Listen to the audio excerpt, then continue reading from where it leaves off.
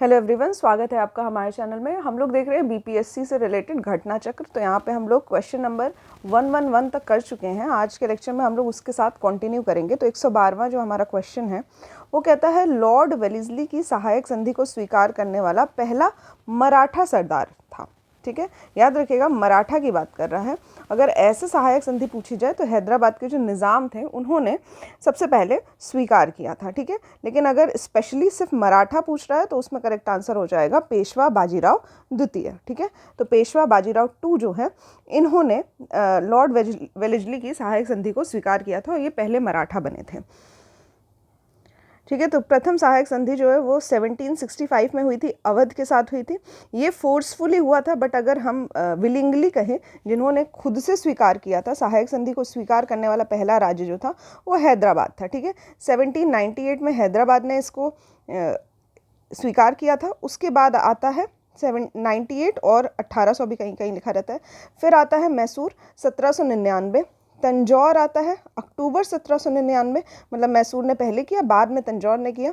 फिर आता है अवध 1801, पेशवा आता है 1802, बराड़ के भोसले आते हैं 1803, सिंधिया आते हैं 1804 में। फिर जोधपुर आता है, जयपुर आता है, मच्छेड़ी आता है, बूंदी आता है और भरतपुर आता है। ये जो सीक्वेंस है इस पे भी प्रश्न बन जाते हैं, तो याद रखिएगा सबसे पहले हैदराबाद, फिर मैसूर, फिर तंजौर, फिर अवध है, पेशवा है, बराड़ के भोसले हैं, सिंधिया है, जोधपुर है, जयपुर है और बूंदी भरतपुर है। ठीक है, तो इस तरह से याद रखिएगा सीक्वेंस।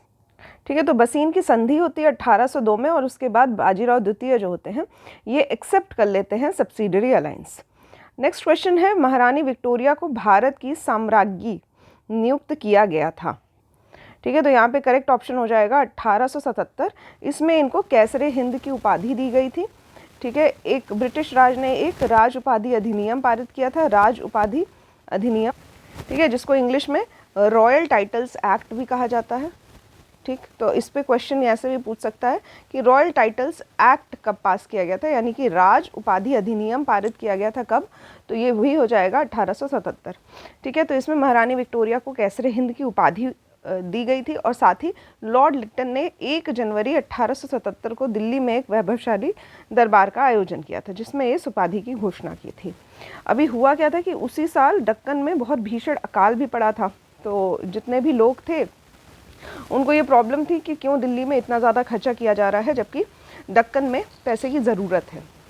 ठीक है, तो इस पर कई सारे लोगों ने अपनी टिप्पणी भी दी थी। नेक्स्ट है, बम्बई प्रेसिडेंसी एसोसिएशन की स्थापना किसने की थी।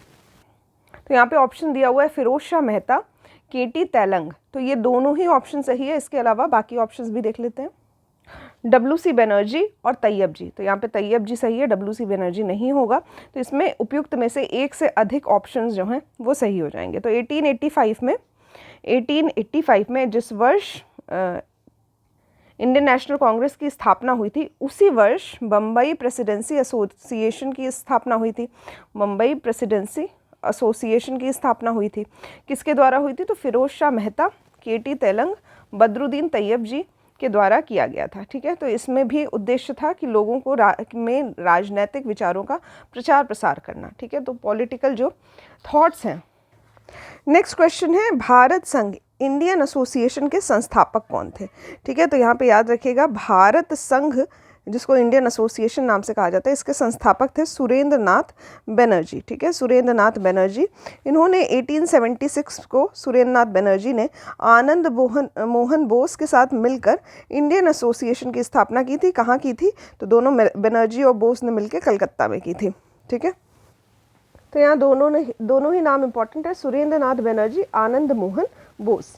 जब इन्होंने इंडियन एसोसिएशन बनाया था तो उस टाइम आईएनसी से पहले, मतलब इंडियन नेशनल कांग्रेस से पहले, यही एक बहुत महत्वपूर्ण अखिल भारतीय स्तर की संस्था हुआ करती थी। ठीक है, तो इसको अखिल भारतीय स्तर की संस्था का सम्मान मिला था। इस संस्था ने सिविल सेवा परीक्षा प्रणाली में सुधार की मांग की थी। ठीक है, तो आईसीएस जो एग्ज़ाम होता था, इंडियन सिविल सर्विसेज, इसमें सुधार की मांग की थी। साथ ही जो इल्बर्ट बिल आया था इससे रिलेटेड जो भी विवाद थे उस पर भी आंदोलन चलाया था। ठीक है, तो कमेंट बॉक्स में आप बताइएगा इल्बर्ट बिल किस ईयर में आया था। ठीक है, इसके अलावा एक और इन्फॉर्मेशन है कि सुरेंद्र नाथ बनर्जी ने भी ICS एग्ज़ाम जो था वो क्वालिफाई किया था। हालांकि कुछ टेक्निकल फॉल्ट्स की वजह से इनका जो पात्रता थी उसको कैंसिल कर दी गई थी। नेक्स्ट है 1876 में इंडियन एसोसिएशन की स्थापना किसने की थी? तो यहाँ पे आंसर हो जाएगा सुरेंद्र नाथ बनर्जी और इनके साथ थे आनंद मोहन बोस। तो यहाँ पे ऑप्शन नंबर ए जो है वो हमारा सही हो जाएगा। फिर है राष्ट्रीय कांग्रेस से पूर्व सबसे प्रमुख संस्था थी, तो कौन सी थी? तो इंडियन एसोसिएशन ऑफ कलकत्ता। इसको सिर्फ इंडियन एसोसिएशन भी कहा जाता है और इंडियन एसोसिएशन ऑफ कलकत्ता भी कहा जाता है, ठीक है।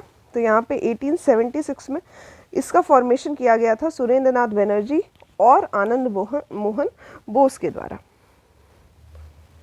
नेक्स्ट क्वेश्चन है सुरेंद्र नाथ बनर्जी को किस वर्ष भारतीय सिविल सर्विसेज से हटाया गया था? ठीक है, तो इन्होंने ICS की परीक्षा उत्तीर्ण की थी, लेकिन कुछ टेक्निकल फ्लॉज की वजह से इनको उस पद से हटा दिया गया था 1874 में, यानी कि ऑप्शन नंबर ए जो है वो सही हो जाएगा। ये द्वितीय भारतीय थे जिन्होंने ICS की परीक्षा उत्तीर्ण की थी। जो पहले भारतीय थे उनका नाम था सत्येंद्र नाथ टैगोर। इनकी जो प्रथम नियुक्ति थी वो सिलहट यानी कि बांग्लादेश में असिस्टेंट मजिस्ट्रेट के पद पे हुई थी। यहाँ पे कुछ गलती हुई जिसकी वजह से इनको 1874 में पद से हटा दिया गया था। राजनीतिक सुधारों को लेकर विरोध करने वाले पहले भारतीय कौन थे? ठीक है, तो राजनीतिक यानी कि पॉलिटिकल इम्प्रूवमेंट को लेकर विरोध किसने किया था? तो राजा राम मोहन रॉय का नाम आता है। इम्पोर्टेंट नाम है राजा राम मोहन रॉय, ठीक है। तो ये सबसे पहले व्यक्ति थे जिन्होंने इन सब अधिकारों को लेकर विरोध किया था। अगर बाकी ऑप्शंस देखें तो ये सभी लोगों ने राजनीतिक सुधार को लेकर विरोध किया है, लेकिन यहाँ पे प्रश्न में पूछा गया है कि पहले भारतीय कौन थे? तो पहले भारतीय का नाम में आएगा राजा राम मोहन रॉय, ठीक है। नेक्स्ट है मद्रास महाजन सभा की स्थापना की गई थी। मद्रास महाजन सभा की स्थापना की गई थी, वर्ष पूछ रहा है, ठीक। तो यहाँ पे ये एक स्टार मार्क्ड क्वेश्चन है। 1884 में इसकी स्थापना की गई थी, ऑप्शंस में नहीं दिया गया। 1884 मई के महीने में 1884 में मद्रास महाजन सभा की स्थापना की गई थी। किसके द्वारा की गई थी? तो बी राघवचारी, जी सुब्रमण्यम और पी आनंद चारलू के द्वारा की गई थी, ठीक है।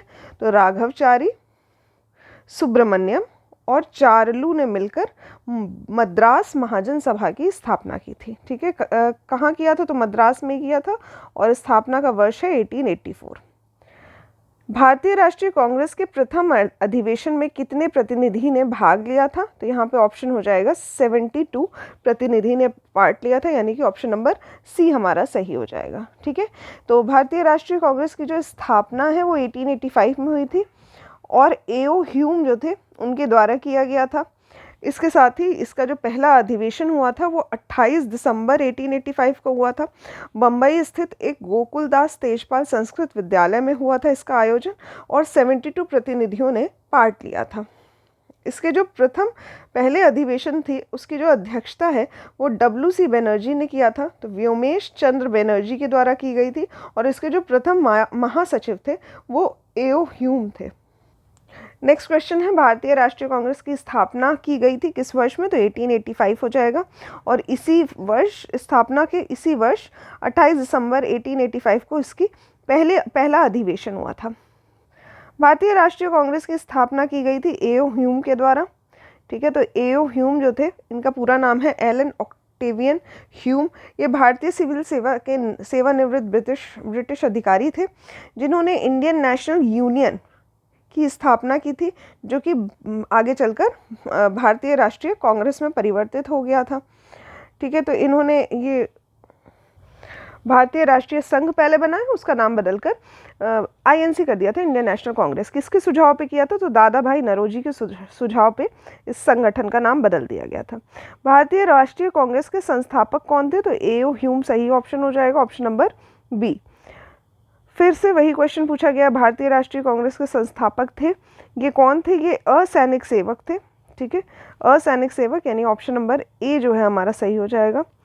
भारतीय राष्ट्रीय कांग्रेस का जो प्रथम अधिवेशन है ये कहाँ हुआ था? तो ये बम्बई में हुआ था। पहले ये पुणे में आयोजित किया जाने वाला था, लेकिन वहाँ पे हैजा जो बीमारी थी वो फैल गई थी, जिसके कारण इसको मुंबई में शिफ्ट करना पड़ा। तो ऑप्शन नंबर सी जो है हमारा सही हो जाएगा, ठीक है, तो यहाँ पे बम्बई में इसका अधिवेशन हुआ था। कहाँ हुआ था? तो तेजपाल संस्कृत पाठशाला में हुआ था। 72 प्रतिनिधियों ने पार्ट लिया था।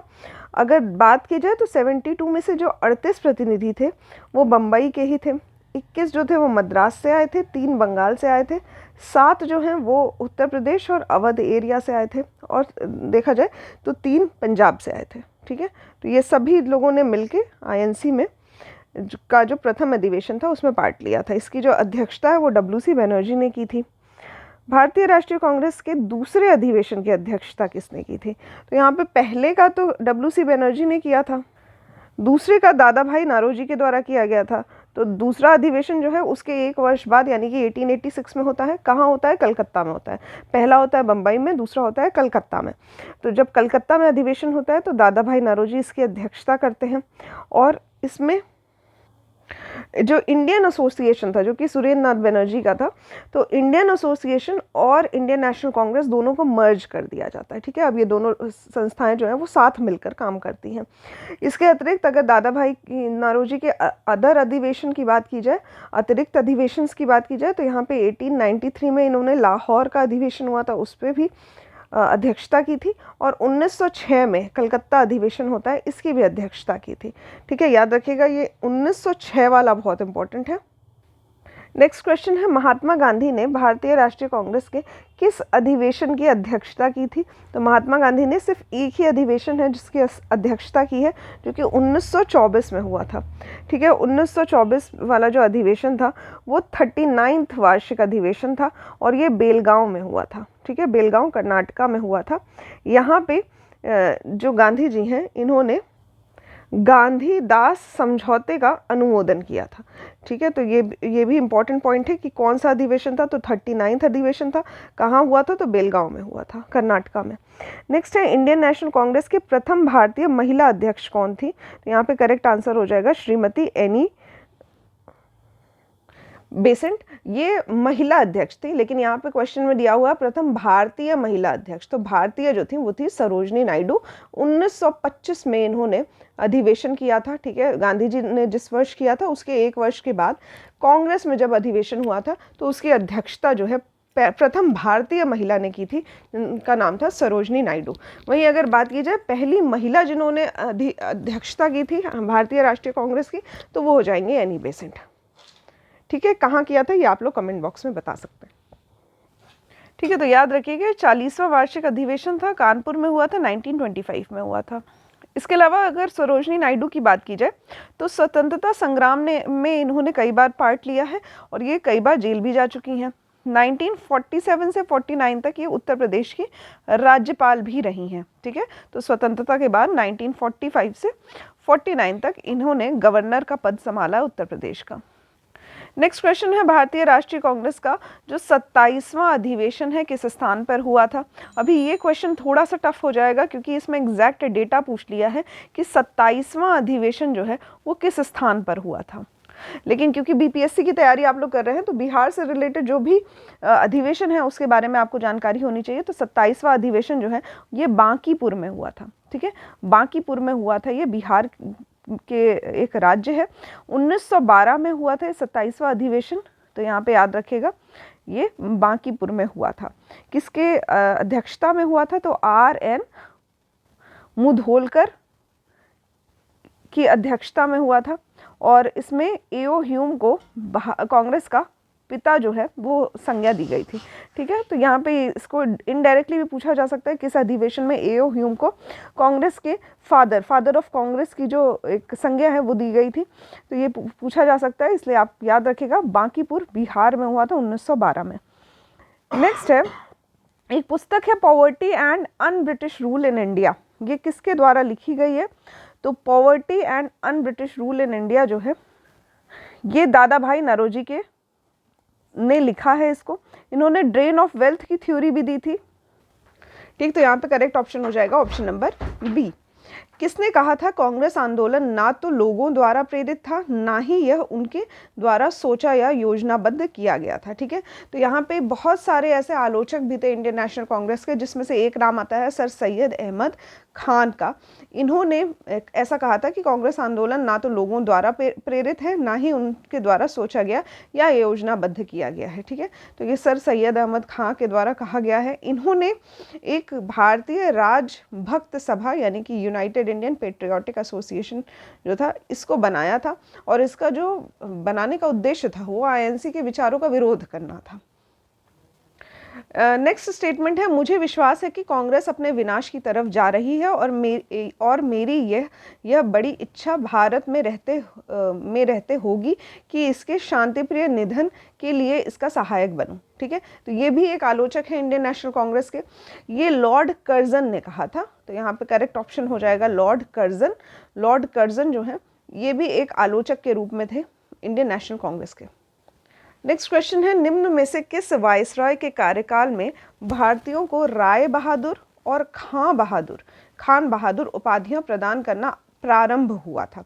ठीक है, तो जब भी कोई जो था भारतीय जो था वो अंग्रेज़ों के काफ़ी संबंधी या फिर काफ़ी अच्छा फ्रेंडली रिलेशन होता था, तो उसको कुछ टाइटल दे दिया जाता था, जैसे राय बहादुर का टाइटल दे दिया, खान बहादुर का टाइटल दे दिया। तो इस तरह के टाइटल्स दे के खुश किए जाते थे। तो ये जो उपाधियां प्रदान करने का जो प्रारंभ हुआ था ये लॉर्ड लिट्टन के समय हुआ था। ठीक है, लॉर्ड लिट्टन के समय ये सारी उपाधियां जो हैं ये दिया जाता था। वर्नैकुलर प्रेस एक्ट जो था वो भी इन्हीं के काल में पारित हुआ था 1878 में। तो याद रखिएगा, दोनों चीज़ें याद रखिएगा। लॉर्ड लिट्टन जो है, लिट्टन ये फेमस है वर्नैकुलर प्रेस एक्ट से, 1878 में आया था, जिसको रिपील किया गया था 1882 में। किसके द्वारा? रिपन के द्वारा। ठीक है, तो 1878 में जो एक्ट आया था इसको वर्नैकुलर प्रेस एक्ट कहते हैं, और इसके साथ ही उपाधियां प्रदान करने का जो प्रारंभ हुआ था वो भी इन्हीं के समय हुआ था। अधिकतर नरमपंथी नेता जो थे वो नरमपंथी, यहाँ पे मॉडरेट नेता हैं, वो सभी लोग जो बहुत ही खामोशी से अपनी बातें अंग्रेज़ों के तरफ रखते थे, काफ़ी फ्रेंडली रिलेशन हुआ करते थे अंग्रेज़ों के साथ। ये ज़्यादातर शहरी क्षेत्रों के पढ़े लिखे व्यक्ति हुआ करते थे। ठीक है, जिनका मानना था कि शांति से हम स्वतंत्रता पा सकते हैं। इसमें कुछ नाम हैं जैसे कि दादा भाई नारोजी, फिरोज शाह मेहता, दिनशा वाचा, व्योमेश बनर्जी, WC बनर्जी, सुरेंद्र नाथ बनर्जी, ये सभी जो थे ये शहरी नेता थे, शहरी क्षेत्रों से आए थे और पढ़े लिखे व्यक्ति थे। ज़्यादातर वकील, डॉक्टर, इंजीनियर, पत्रकार आदि व्यक्ति हुआ करते थे इसमें। ठीक है, नेक्स्ट आते हैं उग्रपंथी। ठीक है, यानी कि एक्सट्रीमिस्ट। तो वो सभी लोग जिनको फ्रेंडली रिलेशन नहीं हुआ करता था अंग्रेज़ों के साथ, अंग्रेज़ों का विरोध करते थे ये लोग, और विरोध भी इस प्रकार का करते थे कि हिंसक विरोध करते थे। ठीक है, तो नाम आता है, निम्न में से कौन जो है वो उग्रपंथी नहीं है? यहाँ पे बाल गंगाधर तिलक जो थे ये उग्रपंथी नेता थे, किसी को मार डालना, इस तरह का काम कर देना, एक्सटॉर्शन वगैरह। मतलब एग्जैक्टली मैं ये कहना चाहती हूँ कि ये मॉडरेट नहीं थे, कि ये सिर्फ अपनी बातें जो हैं वो कागज़ पे लिख रहे हैं और कहीं ना कहीं तारीफ़ कर रहे हैं अंग्रेज़ों की, ऐसा ये कोई काम नहीं किया करते थे। बाल गंगाधर तिलक जो थे वो काफ़ी एक्टिव नेता हुआ करते थे, और ये अपनी बातें जो है वो हिंसक तरीके से भी रखा करते थे। इसके साथ ही मदन लाल ढींगरा जो थे ये भी कहीं ना कहीं इन्होंने एक मर्डर किया था, असैसिनेट किया था इन्होंने विलियम कर्जन वाइली को 1909 में। ठीक है, तो ये भी हिंसक हुआ करते थे। उधम सिंह की बात की जाए तो उधम सिंह जो थे वो भी एक हिंसक उग्रपंथी हुआ करते थे। इन्होंने माइकल ओ डायर की हत्या की थी और 1940 में किया था। 1940 में, काफ़ी लेट था, उधम सिंह के द्वारा 1940 में लंदन में किया गया था ये जलियांवाला बाग जो हत्याकांड था, उसका बदला लिया था इन्होंने। तो माइकल ओ डायर जो थे उनकी हत्या उधम सिंह के द्वारा की गई थी। वहीं गोपाल कृष्ण गोखले की बात की जाए तो ये काफ़ी मॉडरेट नेता थे, उदारवादी थे। ठीक है, यहाँ पे करेक्ट ऑप्शन हो जाएगा गोपाल कृष्ण गोखले। ठीक है, तो ये इन्हीं से प्रभावित हुए थे गांधी जी को, मतलब गांधी जी ने इन्हें अपना पॉलिटिकल गुरु माना था, गोपाल कृष्ण गोखले को। बात की जाए तो 1902 में ये बम्बई के जो संविधान परिषद था, जिसको इंपीरियल लेजिस्लेटिव काउंसिल कहा जाता था, उसके लिए ये चुने गए थे। इन्होंने 1889 में इलाहाबाद का कांग्रेस अधिवेशन जो था उसको भी अध्यक्षता की थी। नेक्स्ट है, भारत सेवक समाज की स्थापना किसने की थी? ठीक है, यहाँ पे याद रखिएगा, भारत सेवक समाज की स्थापना जो है गोपाल कृष्ण गोखले के द्वारा की गई थी। ये थोड़ा टिपिकल क्वेश्चन पड़ जाएगा, अगर आपको ये डेटा नहीं पता होगा तो ये क्वेश्चन आप कभी सॉल्व नहीं कर पाएंगे, ठीक है। तो भारत सेवक समाज की स्थापना गोपाल कृष्ण गोखले के द्वारा की गई थी। सर्वेंट्स ऑफ इंडियन सोसाइटी भी कहा जाता है इसको। इन्होंने पूना में 1905 में इसकी स्थापना की थी। Servants of India society English में कहा जाता है, भारत सेवक मंडल जो है हिंदी में कहा जाता है। और इसका जो उद्देश्य था वो भारत सेवा के लिए प्रचारक तैयार करना था और संवैधानिक रूप से भारतीय जनता को अपने हितों के लिए प्रोत्साहित करना था, ठीक है। तो और भी लोग इसमें शामिल थे, जैसे कि श्रीनिवास शास्त्री, जी.के. देवधर, N.M. जोशी, साथ ही हृदयनाथ कुंजरू। इसके साथ और भी नाम जुड़े हुए हैं, जैसे सीतलवाड़, B.N. राव, अल्लादी कृष्ण स्वामी अय्यर। 1905 में सर्वेंट्स ऑफ इंडिया सोसाइटी की स्थापना किसके द्वारा की गई थी? तो करेक्ट ऑप्शन हो जाएगा गोपाल कृष्ण गोखले। कहाँ हुआ था? 1905 में पुणे में इसकी स्थापना की गई थी। नेक्स्ट है, रजनी पाम दत्त ने कहा वे साम्राज्यवाद से लड़ते भी थे और सहयोग भी करते थे। उन्होंने किस राजनीतिक गठबंधन के बारे में ये बात कही थी? तो रजनी पाम दत्त के द्वारा कहा गया था ये बात, ठीक। तो साम्राज्यवाद यानी कि ब्रिटिश सरकार से लड़ते भी थे और साथ ही उनका सहयोग भी करते थे कहीं ना कहीं। तो ये भारतीय राष्ट्रीय कांग्रेस के बारे में ये बात कही जा रही है। इसके जो मॉडरेट नेता थे वो ये भी मानते थे कि अंग्रेज़ों का भारत में होना बहुत ज़रूरी है, क्योंकि इससे भारतीयों को जीवन जीने का तरीका जो है वो मालूम हुआ है। जो अर्बनाइजेशन है, मतलब जो शहरीकरण है, वो जो भावना है वो भारतीयों में इसीलिए आई है क्योंकि अंग्रेज़ जो थे वो कहीं ना कहीं उन पर शासन कर रहे थे। नेक्स्ट क्वेश्चन है, भारतीय राष्ट्रीय आंदोलन गर्मपंथियों के प्रभावाधीन आया था तो 1906 के बाद। 1905 में बंगाल का विभाजन होता है, उस वक्त पे इसको टेक ओवर कर लेते हैं 1906 में गर्मपंथी नेता। मतलब इन लोगों को लगता है कि इस तरह से हम लोगों को भीख मांग के आज़ादी नहीं मिलेगी, अगर हम लोग इस तरह से सिर झुका के चलेंगे अंग्रेज़ों के सामने और उनसे अपनी मांगे मनवाना चाहेंगे तो वो हमें आज़ादी नहीं देंगे। हाँ, हमारी कुछ मांगे जो है वो मान सकते हैं, लेकिन अगर आज़ादी चाहिए तो हमें कुछ हिंसक प्रवृत्ति अपनानी पड़ेगी। तो 1906 में जो भारतीय राजनीति है वो कहीं ना कहीं उसमें प्रभाव जो है गर्म दल का वो बढ़ चुका था। गर्म दल नेताओं का नाम जो है वो भी कुछ इंपॉर्टेंट है, जैसे कि बाल गंगाधर तिलक, लाला लाजपत राय, बिपिन चंद्र पाल, अरविंद घोष। ये सभी नेता जो थे वो कहते थे कि स्वराज मेरा जन्म सिद्ध अधिकार है और मैं इसे लेके रहूँगा। इस तरह के जो स्टेटमेंट्स हैं वो दिया जाता है। बाल गंगाधर तिलक, जिनको लोकमान्य तिलक भी कहा जाता है, के नाम से जाने जाते हैं, जाने लगे थे। मतलब इनको ये टाइटल जो है ये कब दिया गया था? जब वे एक लोकप्रिय शिक्षक बने, उन्होंने एक लोकप्रिय अखबार शुरू किया, सरकार ने उन्हें रैंड मर्डर केस में अभियुक्त बनाया, उन्होंने शिवाजी और गणपति उत्सव शुरू किया। तो यहाँ सभी ऑप्शन जो है ये सही हो जाएगा। यहाँ पे उपयुक्त में से एक से अधिक ऑप्शन जो है वो सही है। ऑप्शन नंबर ई जो है हमारा सही हो जाएगा। इन्हें लोकमान्य तिलक पुकारना लोगों ने शुरू किया था जब इन्होंने ये सभी कार्य किए थे। मतलब ये एक लोकप्रिय शिक्षक बने थे, इन्होंने एक अखबार भी शुरू किया था, साथ ही रैंड मर्डर केस में इन्हें अभियुक्त बनाया गया था और शिवाजी और गणपति उत्सव भी इनके द्वारा शुरू किया गया था, ठीक है। तो रैंड मर्डर केस में इनको 18 माह की कठोर कारावास की सज़ा भी सुनाई गई थी और उसके बाद ये एक नेशनल हीरो के रूप में उभरे थे, ठीक है। तो नेक्स्ट यहाँ पे हो जाएगा, निम्नलिखित में से कौन सा नेता कांग्रेस के गर्म दल से संबंधित था?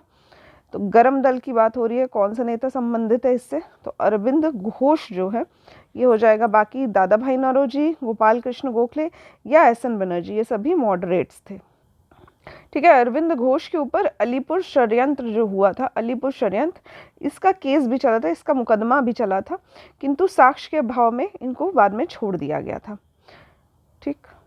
इसके बाद ये सन्यासी बन गए थे और ये पौंडीचेरी में चले गए थे रहने के लिए, ठीक है। अरविंद घोष के बारे में कहा जाता है ये सारी बातें। नेक्स्ट है, नेशनल काउंसिल ऑफ एजुकेशन की स्थापना कब हुई थी? ठीक है, इसकी जो स्थापना है वो बंगाल का जो विभाजन हुआ था 1905, उसके एक वर्ष बाद 1906 यानी कि 15 अगस्त 1906 को इसकी स्थापना की गई थी, ठीक है। इससे पहले रंगपुर नेशनल स्कूल की स्थापना की गई थी जो कि 8 नवंबर 1905 को की गई थी। बाद में 16 नवंबर 1905 में कलकत्ता में एक सम्मेलन का आयोजन किया गया था। इस सम्मेलन में राष्ट्रीय साहित्य, वैज्ञानिक और तकनीकी शिक्षा देने के लिए राष्ट्रीय शिक्षा परिषद, जिसको नेशनल काउंसिल ऑफ एजुकेशन कहते हैं, इसकी स्थापना का फैसला किया गया।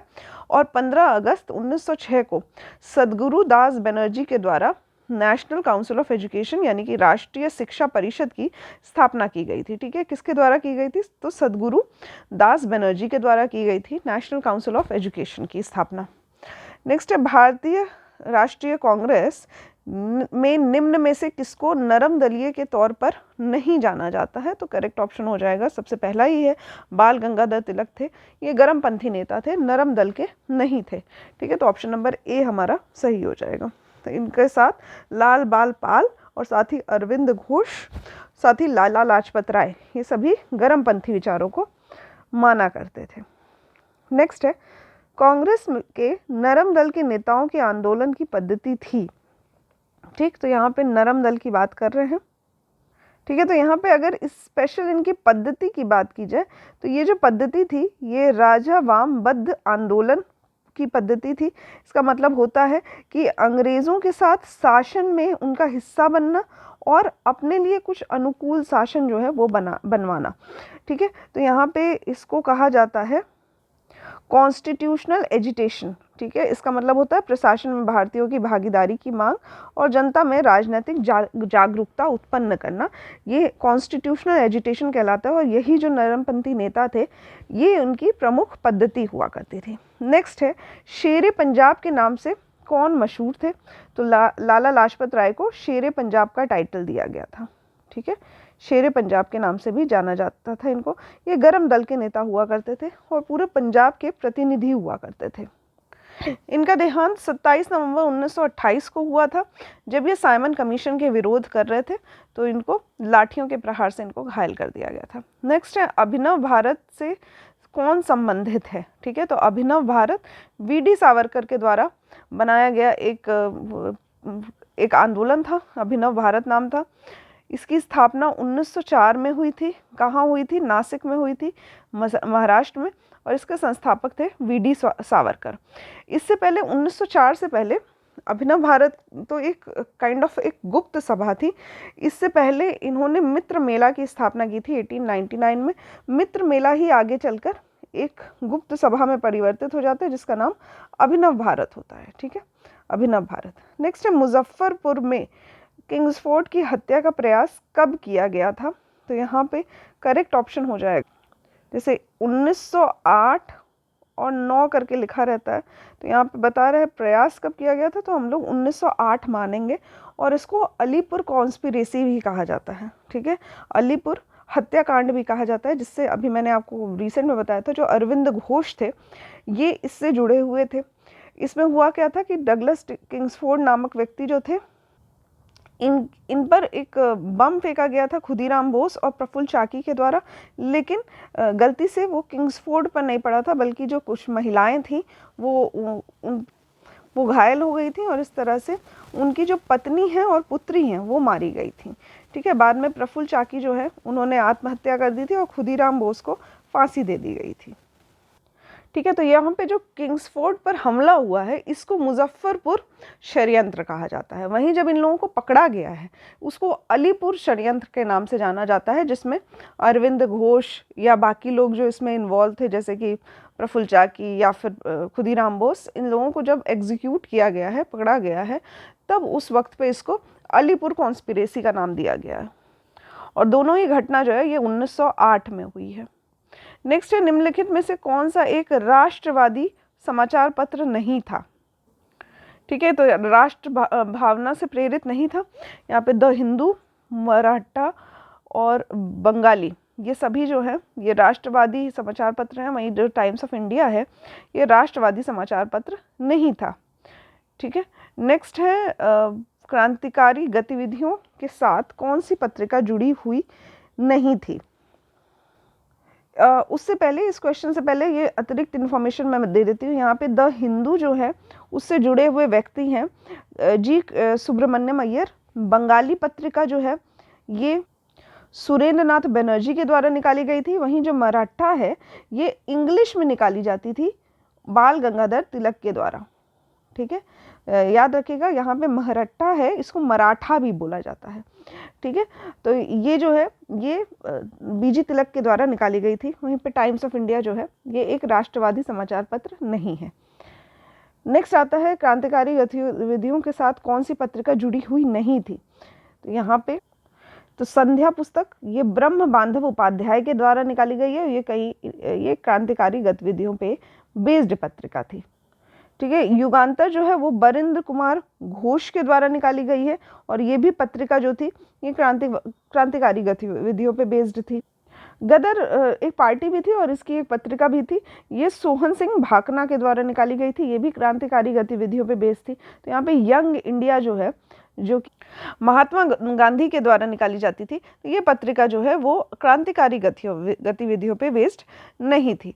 ठीक है, तो Hindustan Association of the Pacific Coast ये सोहन सिंह भाकना के द्वारा 1913 में स्थापित किया गया था और इनकी जो संस्था थी उसके द्वारा एक अखबार निकाला जाता था जिसका नाम था गदर। ठीक है, और बाद में इस संस्था का नाम भी गदर पार्टी जो है वो रख दिया गया था। ठीक है, युगांतर मैंने आपको बता दिया, यहाँ पे याद रखिएगा बरिंद्र कुमार घोष और साथ ही संध्या पत्रिका जो है ब्रह्म बांधव उपाध्याय के द्वारा निकाली जाती थी।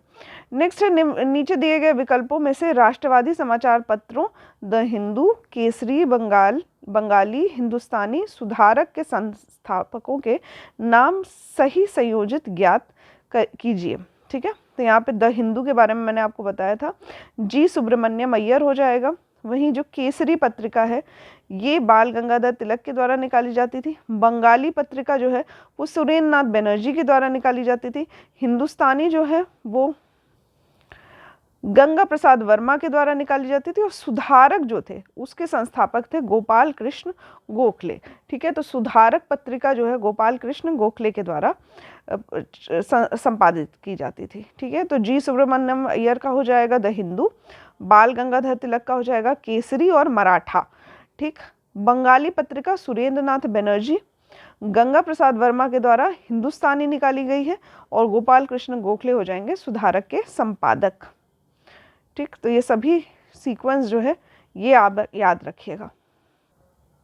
नेक्स्ट क्वेश्चन है स्वराज मेरा जन्मसिद्ध अधिकार है, मैं इसे पाकर रहूंगा, किसके द्वारा कहा गया है? तो बाल गंगाधर तिलक के द्वारा ये स्टेटमेंट जो है ये दिया गया था। कब दिया गया था? तो लखनऊ का अधिवेशन हुआ था 1916 में, उसमें ये इस तरह का स्टेटमेंट जो है वो उनके द्वारा दिया गया था। ठीक है, नेक्स्ट है फिर से वही स्टेटमेंट है, स्वराज मेरा जन्मसिद्ध अधिकार है और मैं इसे लेके रहूंगा, ये किसके द्वारा कहा गया है? तो बीजी तिलक के द्वारा कहा गया है। ठीक है, कहाँ पे? लखनऊ अधिवेशन 1916। इसके अलावा ये अधिवेशन एक और चीज़ के लिए फेमस है, इसमें जो उग्रवादी थे, मतलब जो 1907 में सूरत अधिवेशन होता है तो उसमें गर्मपंथी और नरमपंथी नेताओं के बीच में एक रिफ्ट क्रिएट होता है, डिवीजन हो जाता है। 1916 में ये आकर यूनाइट हो जाते हैं। ठीक है, इसके साथ ही यहाँ पे कांग्रेस और मुस्लिम लीग के बीच भी समझौता होता है और यहाँ पे लखनऊ समझौता इसको नाम दिया जाता है। तो वापसी होती है उग्रवादियों की कांग्रेस में और साथ ही मुस्लिम लीग के साथ भी इनका एक संबंध जो है वो स्थापित हो जाता है, समझौता हो जाता है, इसलिए इसको लखनऊ समझौता के नाम से जाना जाता है या फिर कांग्रेस लीग समझौता भी कहा जाता है। नेक्स्ट है भारतीय क्रांति की जननी किसे कहा गया है? ठीक, तो यहाँ पे करेक्ट नाम हो जाएगा मैडम भिकाजी रुस्तम कामा। ये भारतीय क्रांति की जननी कहा जाता है इनको।